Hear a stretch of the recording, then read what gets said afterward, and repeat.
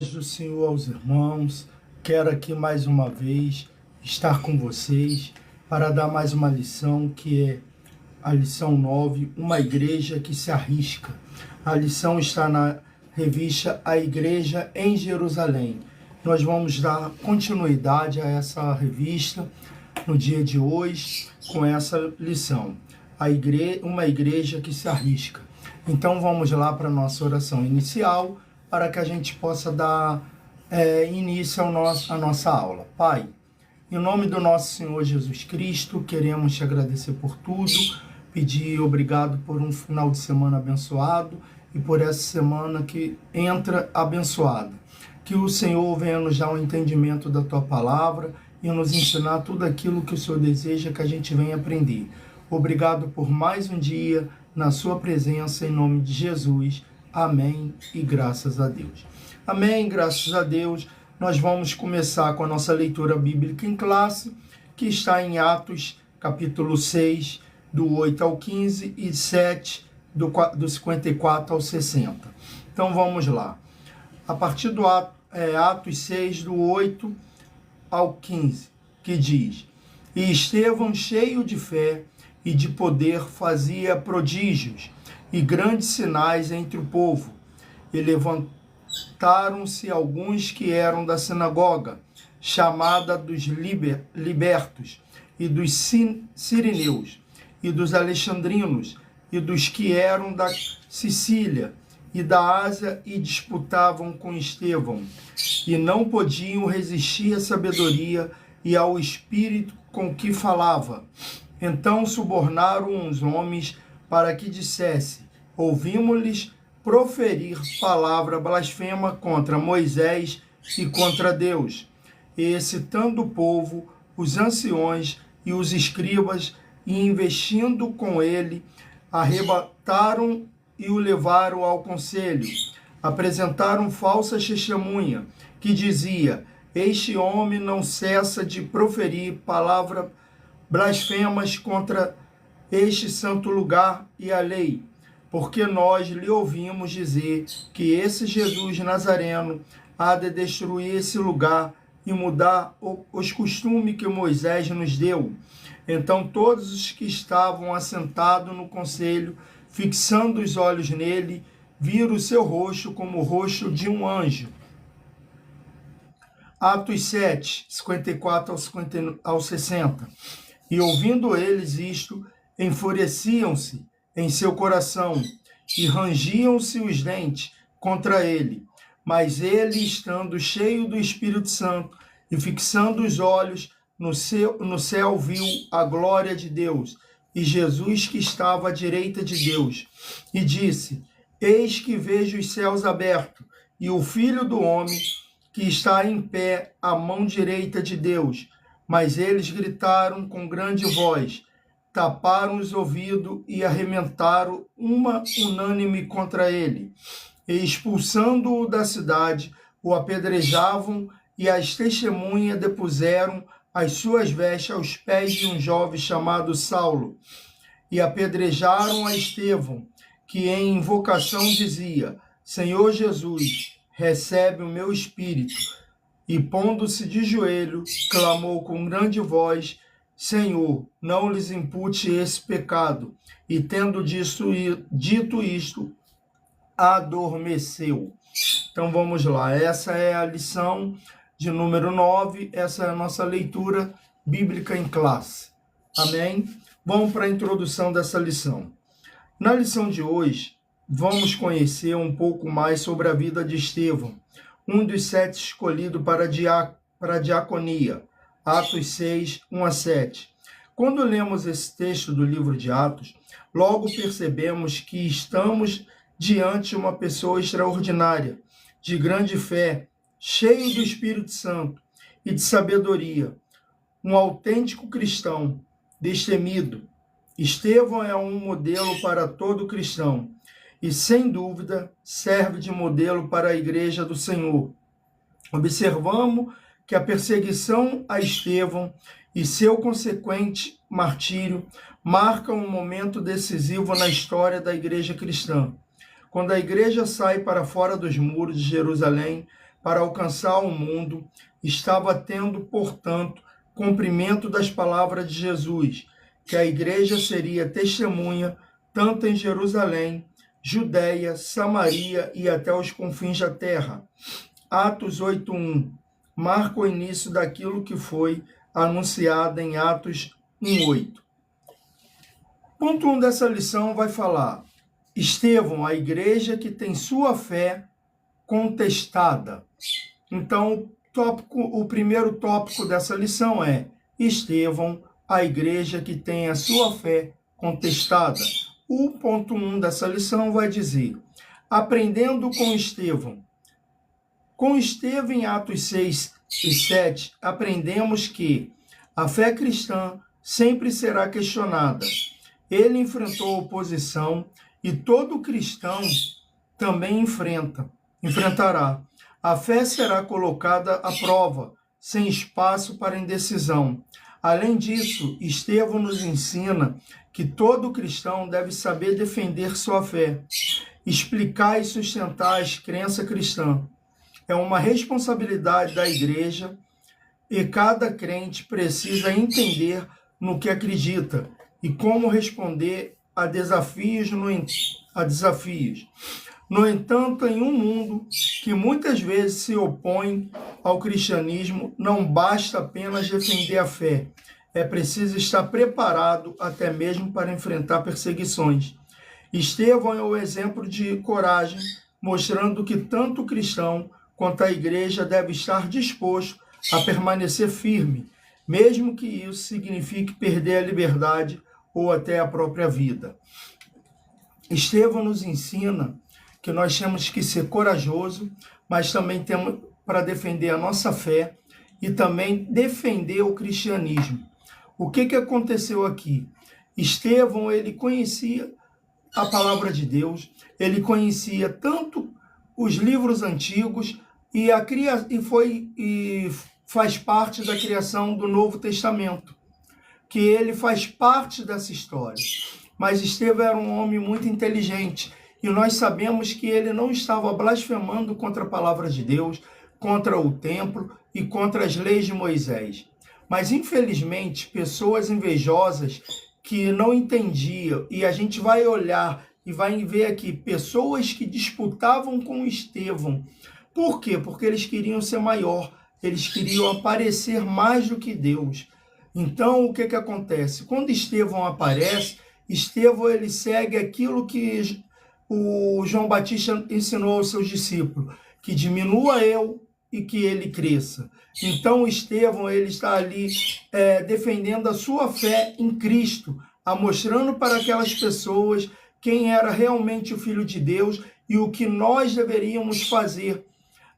As leis que foram dadas por Moisés, foram dadas por Deus através de Moisés, aquele povo, eles não o seguiam, eles ensinavam até, eles falavam para um povo, eles cobravam para que o povo cumprissem aquelas leis, cumprisse aquelas leis, mas porém eles não as seguiam, eles mesmo não cumpriam com aquelas leis. E Estevão está ali trazendo aquilo que Jesus o ensinou, o que ele aprendeu com Deus. E ele vem trazendo, vem falando, ele era um homem cheio de fé, cheio do Espírito Santo. E aí aqueles homens criaram invejas, criaram implicância, como até hoje é criado. Quando nós vamos ver aqui, não era o povo de fora que estavam julgando Estevão, mas sim pessoas de dentro, os próprios cristãos,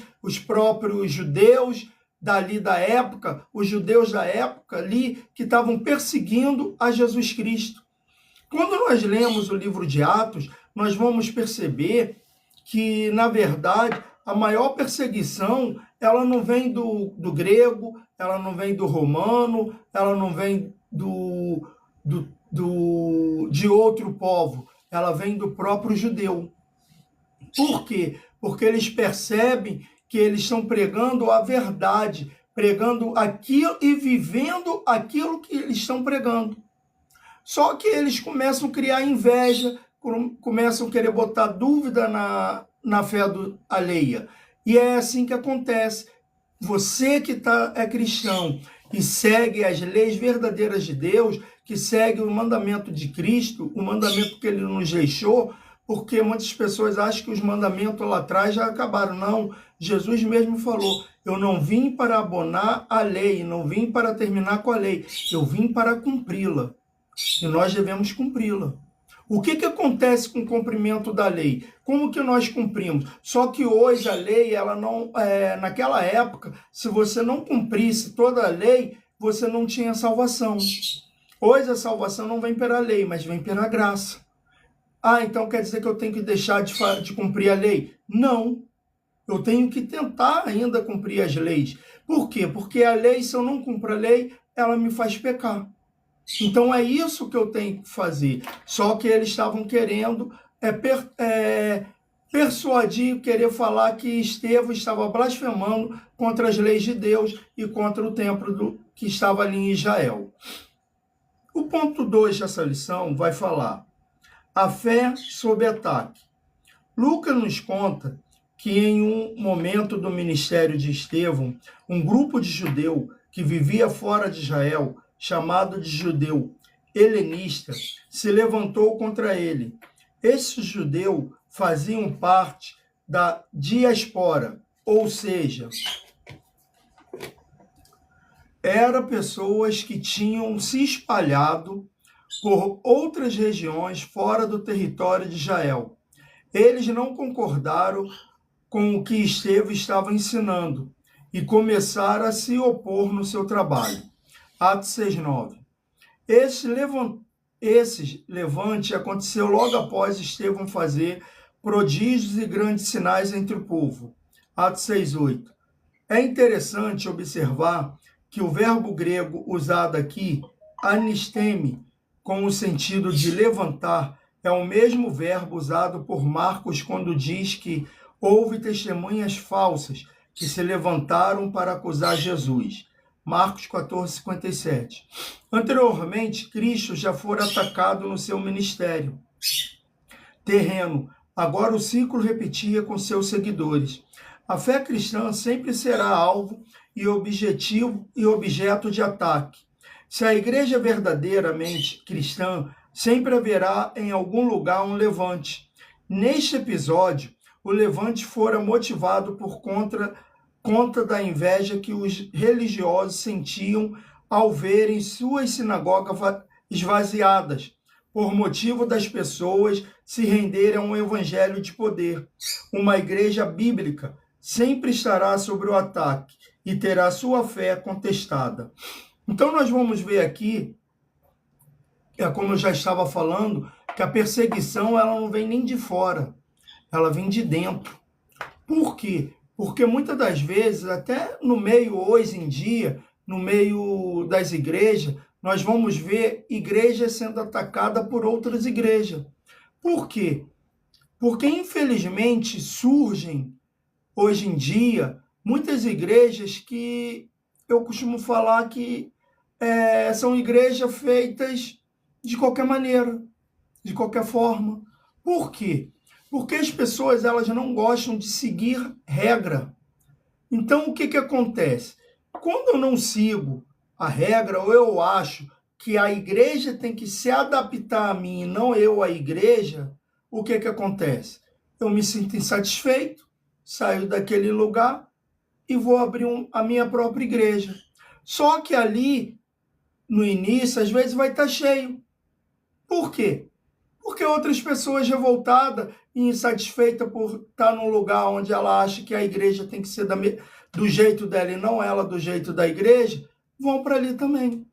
E aí essas pessoas acham que ali elas vão estar cheias de pessoas revoltadas e não do poder de Deus, mas mal elas sabem que estão sendo muitas das vezes usadas pelo poder de Satanás.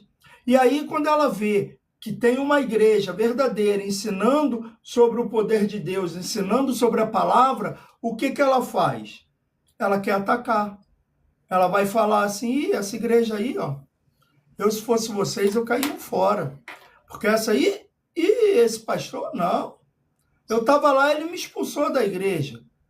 Não é que ele te expulsou, é que você mesmo se auto-expulsou. Então, por quê? Porque as pessoas estão achando que pode entrar dentro da igreja e ser o que ele quer. Agir da forma que ele quer. E isso não é conversão. A conversão é quando você faz um giro que você vira as costas para o pecado. Você faz um giro de 180 graus. Porque hoje o que acontece? Existem muitas pessoas fazendo o giro de 360 e voltando a olhar para o mesmo lugar que estava olhando. Não está dando as costas para o pecado. Mas o que está fazendo? Continua olhando e fazendo o pecado. Por quê? Porque a conversão é dar as costas para o pecado. Se o pecado está lá atrás, eu não tenho que ficar olhando para trás. Eu tenho que olhar para frente. Continuar olhando para frente. Porque é onde a salvação de Cristo vai vir. Então, quando Estevão ele começa a pregar a palavra, começa através dele ter sinais e maravilha, curas, as pessoas que não conseguiam entender e às vezes nem conseguiam fazer isso porque não eram de Deus, porque não se entregou ao Senhor, tinham inveja. E hoje não é diferente. A inveja, muitas das vezes, está do seu lado, o invejoso. Porque o invejoso, ele tem aquela inveja daquele que faz e ele não pode fazer porque ele não consegue. Por que ele não consegue? Porque, na verdade, ele não está buscando a Cristo para poder fazer a obra. Ele está querendo buscar aquilo que Deus te deu, em vez de buscar aquilo que Deus quer que ele faça. Amém? Então, que você pegue e faça a vontade de Deus. Não inveja aquele que está fazendo, porque de repente você quer fazer aquilo que Deus não te deu, mas quer fazer aquilo que Deus deu para o teu irmão. O ponto 3 dessa lição vai dizer: a disputa com Estevão. Uma outra palavra usada nesse texto merece nossa atenção. É o vocábulo susetel, traduzido aqui como disputavam. E disputavam com Estevão, Atos 6:9. Os lexo ou dicionário de grego-português observam que este termo era frequentemente usado no contexto de discussão religiosa ou filosófica, onde diferentes pontos de vista estavam sendo examinados ou desafiados. Era uma forma de debater ideia e impor aos outros sua forma de enxergar as coisas. Em outras palavras, os judeus helenistas não estavam simplesmente discutindo com Estevão, isto é, batendo boca, mas procurando a todo custo sobrepor sua cosmovisão através de uma narrativa bem construída. Então, nós vamos ver aqui que o que acontece. Aquele povo, como eu já estava falando, estava com inveja do que Estevão conseguia produzir para o reino de Deus. Então, eles queriam o que Estevão tinha. Porque, na verdade, quando nós falamos em inveja, o que é a inveja? A inveja nada mais é ter aquilo que o outro tem. Às vezes o invejoso, ele tem muito mais do que o invejado. É como eu costumo dizer, às vezes o invejoso, ele tem um celular Apple de última geração, mas ele quer o Samsung do amigo, que tem uma geração inferior ao Apple. Por quê? Porque ele achou o celular do amigo mais bonito. Então, ele quer aquele celular. Às vezes tem até a mesma função, mas ele não quer aquele celular porque ele deseja ter um celular parecido, igual, é porque ele não quer que o amigo tenha. Ele não quer que o amigo tenha. Ele quer aquele, porque ele quer tudo para ele. Então, O que acontece aqui? As pessoas têm que saber que não é da nossa forma, mas sim da forma que Deus quer. As pessoas estão achando que a vida com Deus é uma disputa. Infelizmente, nós vamos ver igreja por aí disputando com igrejas. Vamos ver irmãos dentro da mesma igreja disputando entre si. Porque quando vê um irmão se destacando, ele olha e fala, mas por que ele está se destacando lá na minha frente? E esquece que palavra de Deus, fazer a obra de Deus, não é concorrência, não é disputa, mas sim fazer com amor. Se junte com aquele que está fazendo a obra, porque eu creio que muitas das vezes, se você se juntar com aquele que já está fazendo a obra vai ser maior. Uma vez Deus me falou o seguinte, eu estava olhando assim, eu vi uma pessoa que ela tinha uma obra muito bonita. E eu falei assim, caramba, eu gostaria de ter uma obra parecida com a dela. Não era nem inveja, eu queria ter uma obra parecida com a que ela fazia. E a resposta que Deus me deu foi o seguinte, nada contra que você não possa fazer uma obra parecida. Mas ao invés de você primeiro ter uma obra parecida com a dela, por que você não ajuda primeiro? Entendeu o que é? Às vezes uma pessoa, ela tem uma obra de evangelização na rua, ela evangeliza, ela vai e dá alimento, tanto espiritual como físico, alimenta tanto o corpo como a alma, e aí você fala assim, não, eu quero fazer uma obra igual a essa. E aí você, naquela empolgação, o que você faz?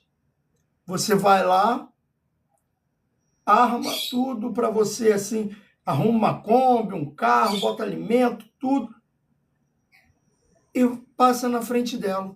Se ela distribui as quentinhas dela, o alimento para aquele povo, meio-dia, você, eu vou distribuir 1 hora, ou vou distribuir 11 horas. O que acontece? Eu vou distribuir 1 hora antes, porque quando ela passar, já não tem mais ninguém ali.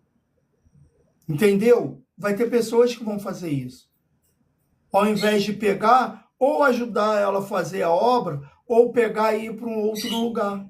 Porque você poderia ter ido para um outro lugar. Você quer ver uma coisa? Certa vez eu participava de uma igreja que nós fazíamos evangelismo. Nós evangelizávamos dentro de um presídio.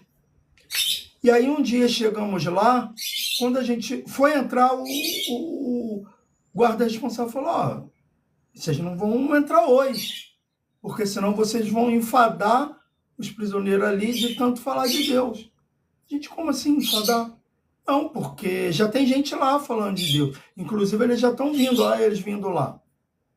E, gente, como assim? A gente está aqui há anos fazendo essa obra, sempre nesse horário, mas já entraram, já fizeram, então vocês não têm autorização para entrar de novo. Porque senão enfada os prisioneiros ali, tanto de falar de Deus. A gente ficou sem entender. Quando os meninos vieram, o pastor responsável perguntou, vem cá, desculpa, a gente sempre teve essa autorização de vir aqui. Quem falou que para vocês virem não, a gente falou que o pastor fulano de tal. Sim, o pastor fulano de tal é o responsável. Mas o que o pastor falou com vocês? Não, para procurar o pastor fulano para a gente entrar junto com ele. E vocês procuraram fulano?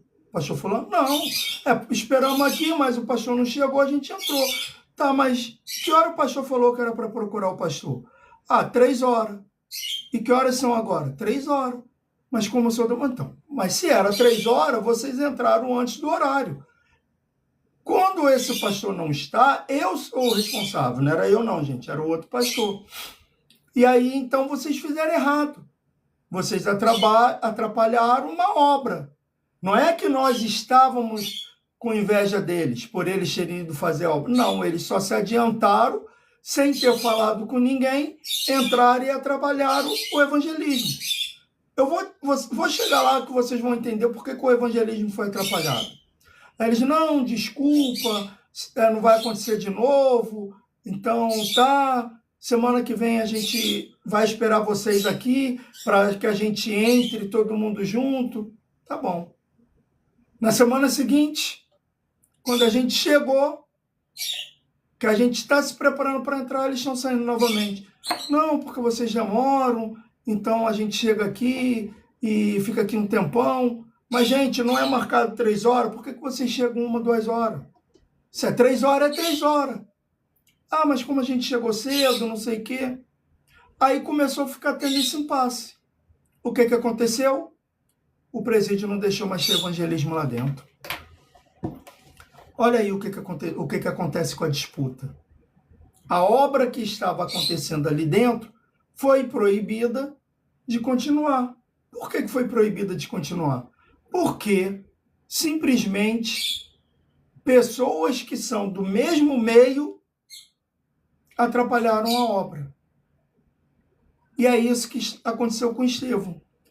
Se criou pessoas do mesmo meio por não conseguir fazer a obra da melhor forma possível, em vez de ajudar, atrapalhou. Então, que a gente venha ser diferente dessas pessoas que perseguiram a Estevão, mas que a gente venha fazer a obra com sabedoria e com muito amor, e não venhamos querer atrapalhar a obra dos outros. Amém? Quero deixar aqui o meu alô, o meu abraço para todos, que o Senhor Jesus abençoe a cada um de nós e que a gente possa ser um canal de bênção na vida de cada um e que o Senhor Jesus abençoe a cada um. Até amanhã, na próxima live, que Deus abençoe a sua vida. Vamos para a oração final. Pai, em nome do nosso Senhor Jesus Cristo, toma a nossa vida em tuas mãos, nos dê um ótimo dia e obrigado por tudo, todos aqueles que assistiram e ainda vão assistir. Toma a nossa vida em tuas mãos, pelo santo nome de Jesus. Amém e graças a Deus. Amém, graças a Deus, que o Senhor Jesus abençoe a vida de cada um. Até amanhã, na próxima live, e que Deus